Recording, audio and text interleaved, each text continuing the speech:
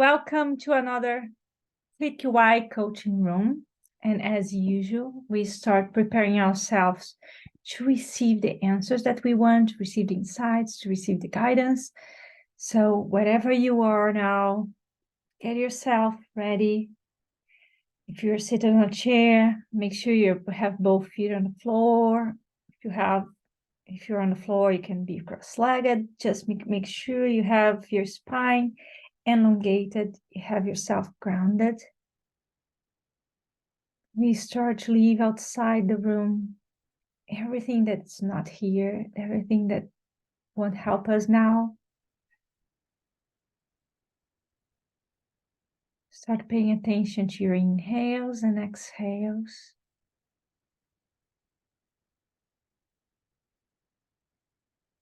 You can scan your body quickly and just relax any tension you might feel. If you are comfortable, you can close your eyes. If you're not, it's okay. You can have your eyes open.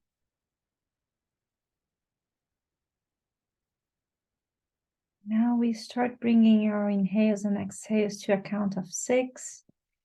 If it's too much for you, do shorter. Don't worry. So exhale where you are. Inhale. 2, 3, 4, 5, 6. Exhale. 2, 3, 4, 5, 6. Inhale. And exhale. Keep going, keep doing long inhales and long exhales. Now relax your tongue on the floor of your mouth. Relax your face. Keep breathing. Long inhales, long exhales. Now visualize a bright light coming from the sky, going through the top of your head. And this light goes around you and goes through you. It's beautiful, it's bright. What is the color of this light that you visualize? What is the temperature? It's cold, it's warm. Feel the light going around you, feel the light going through you. And see. This light represents the love the universe has for you. And you're receiving it right now. And it feels good. You feel relaxed. You feel safe. You feel loved. Keep inhale, keeping exhaling. Just opening your mind to receiving what you need. Receiving the insights, receiving the guidance, receiving the support, receiving what you need. Long inhales, long exhales, and feel this bright light beaming from your heart. And you send this light for someone that you love, for a situation, for a place. And this light is beaming from your heart. And you feel good sending this light out.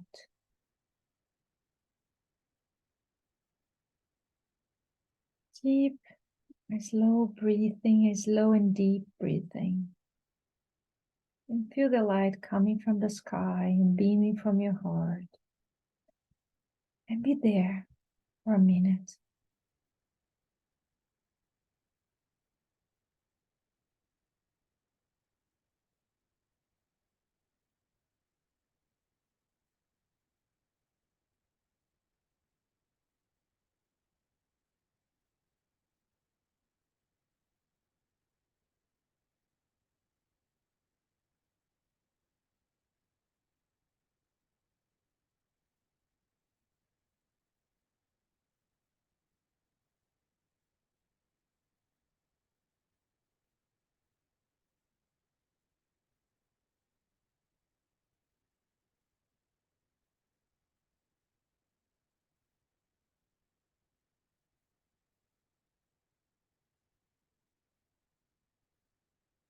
And start bringing this light back to your heart. And back to your breathing. You still feel relaxed. You feel good. And slowly you start coming back to your body. You can move your hands, you can move your feet. And when you're ready, you open your eyes. Ground yourself, look around yourself where you are in your room. Look for a small blue object. Then look for something red.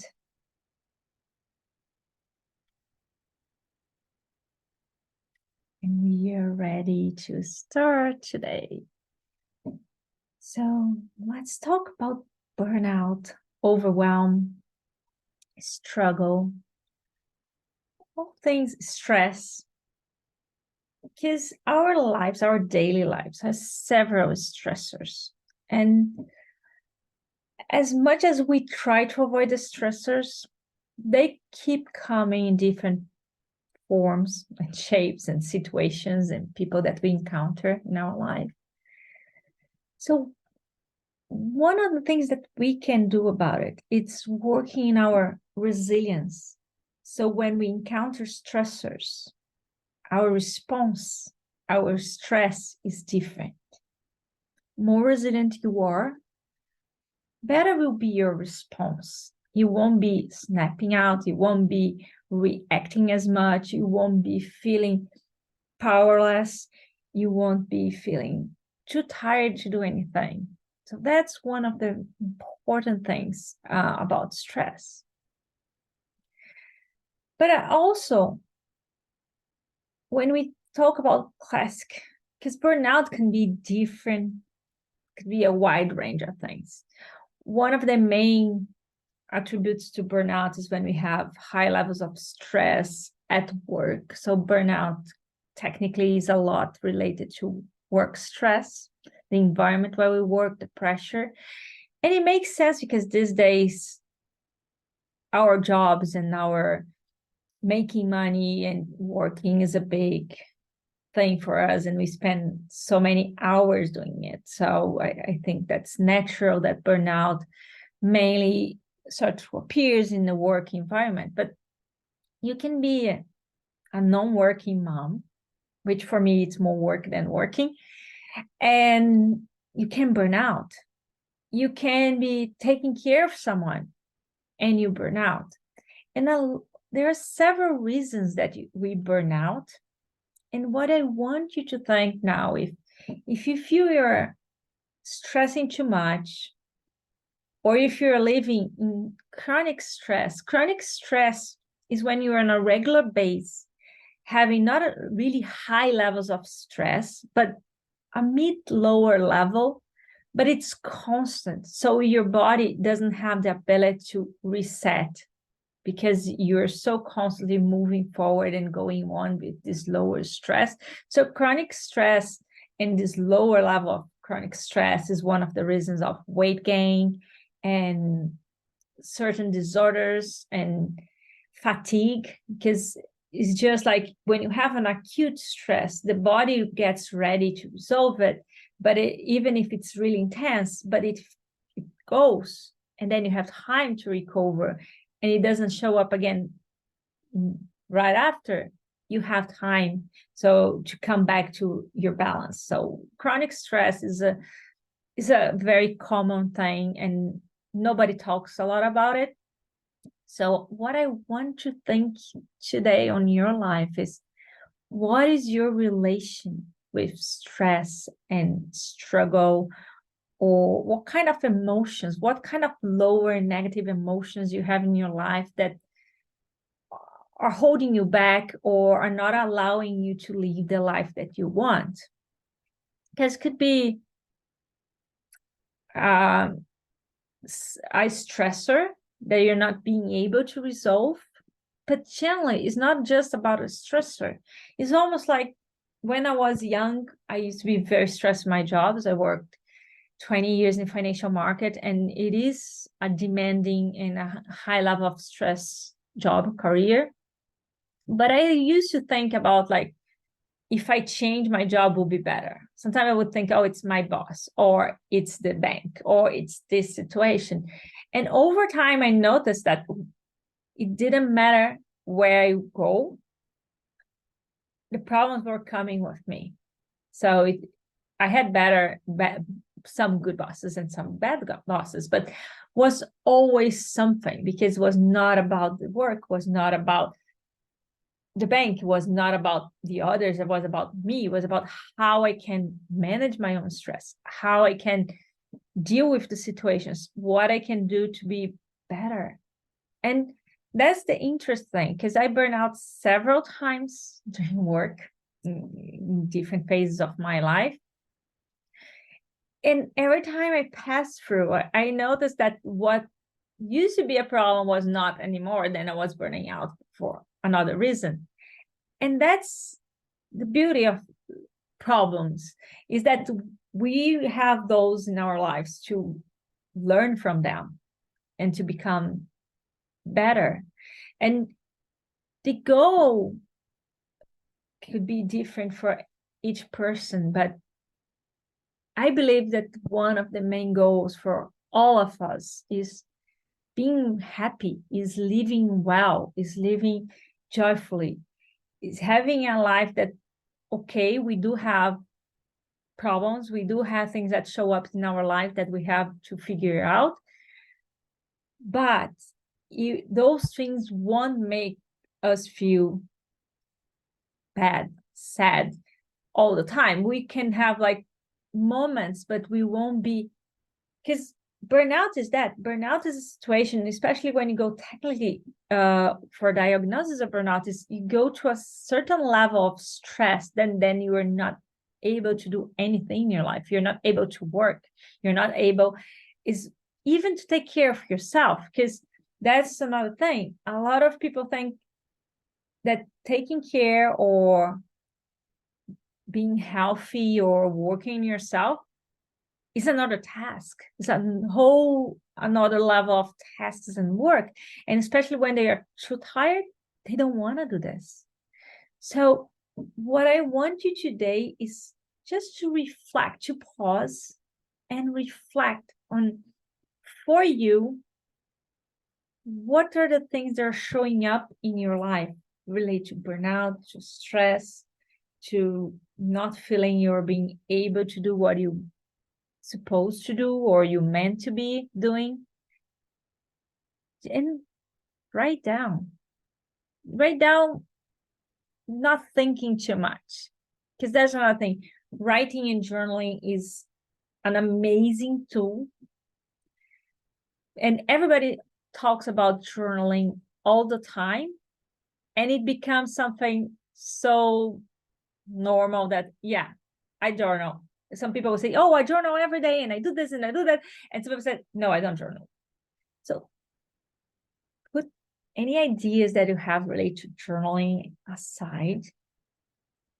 Pick up a piece of paper. If you have a notebook, better. Maybe it will be the start of journaling. And put down and just write down without any judgment, without any critics to yourself, what is going on in your life. For many years in my life, I had journals that they was so funny when I look behind. I call them like stress journals. I would only journal when I was feeling really stressed and I have to put out, and I would write down. So most of my journals was almost like complaints to life and trying to put out what was boiling inside me. And it's okay. I call today the dump journal. So dump journaling sometimes it's really helpful. So put everything that you have in your mind and then just put aside. If you want to come later and revisit what you wrote and see what comes to you, see what opens to you.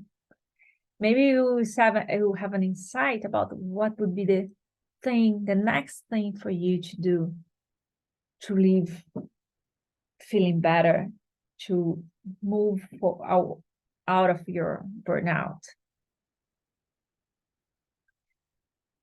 Yeah, so now I will open to questions. If you have any questions, I will be here for a few more minutes to answer. And for you who is not alive, when we post, I don't post the questions, I don't post the video of people. I just post the first few minutes of our class. But you can send comments or you can send me an email if you have questions. You can go to sabrinahealthcoach.com, so my web, and you can send message from there. Or you can send me an email, sabrina@clicky.com, and I will answer. I can answer you back. Maybe on the next class, if you're here, I can answer you too. And see you next Wednesday. So PST noon.